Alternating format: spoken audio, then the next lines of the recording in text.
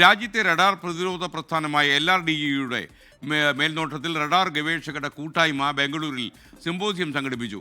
Smart 2025 എന്ന പേരിലായിരുന്നു ഈ സിമ്പോസിയം.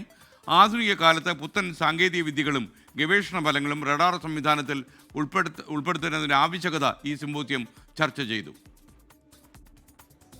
പ്രതിരോധ ഗവേഷണ വികസന കേന്ദ്രമായ DRDO വികസിപ്പിച്ച Akash missile system, anti drone system എന്നിവ ഓപ്പറേഷൻ സിന്ദൂറിന് കരുത്ത് പകരുന്നതിനിടയിലായിരുന്നു റഡാർ ഗവേഷകരുടെ കൂട്ടായ്മയായ society for microwaves, antennas and radar technology symposium സംഘടിപ്പിച്ചത്. റഡാർ സാങ്കേതിക വികസന ഗവേഷണ മേഖലകളിൽ പ്രവർത്തിക്കുന്ന ശാസ്ത്രജ്ഞർ, രാജ്യത്തെയും വിദേശത്തെയും അക്കാദമിക് പ്രമുഖർ, വ്യവസായ പ്രതിനിധികൾ എന്നിവർ സിമ്പോസിയത്തിൽ പങ്കെടുത്തു. DRDO director general doctor BK Das ഉദ്ഘാടകനായി. ഭാരത് ഇലക്ട്രോണിക്സ് CMD മനോജ് ജെയിനായിരുന്നു മുഖ്യപ്രഭാഷകൻ. മേഖലയിലെ വിദഗ്ധരെയും ഗവേഷകരെയും ഒരു കുടക്കീഴിൽ അണിനിരത്തുകയാണ് സിമ്പോസിയത്തിന്റെ ലക്ഷ്യമെന്ന് LRDE ഡയറക്ടർ G. വിശ്വം പറഞ്ഞു.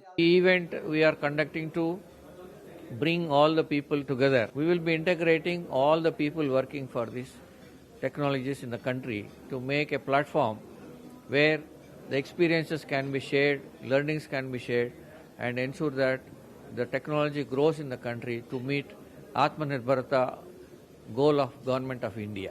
റഡാർ മേഖലയിൽ ഇന്ത്യ സ്വയം പര്യാപ്തമായതായി പുനെ ഡിഫൻസ് ഇൻസ്റ്റിറ്റ്യൂട്ട് മുൻ VC സുരേന്ദ്രപാൽ. This shows that a lot of work is being done in the industry, in the academia as well as R&D.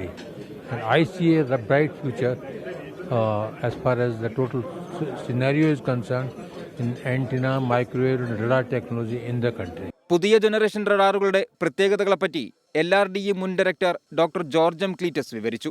Radar has slowly changed over to miniaturized microwave components like what are called TR modules and planar antennas.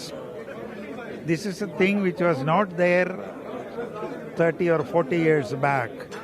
So the new generation of radars are all based on smart components. സിമ്പോസിയത്തിന്റെ ഭാഗമായി radar അനുബന്ധ മേഖലകളിലെ നിരവധി പുത്തൻ സാങ്കേതിക വിദ്യകളുടെ പ്രദർശനവും നടന്നു. കഴിഞ്ഞ ഫെബ്രുവരിയിൽ ബംഗളൂരുവിൽ നടന്ന എയർ ഷോയുടെ ഭാഗമായുള്ള റഡാർ ഡിസ്പ്ലേയിൽ 24 chief editor R. Sreekandan Nair പങ്കെടുത്തിരുന്നു. 24 ബംഗളൂരു.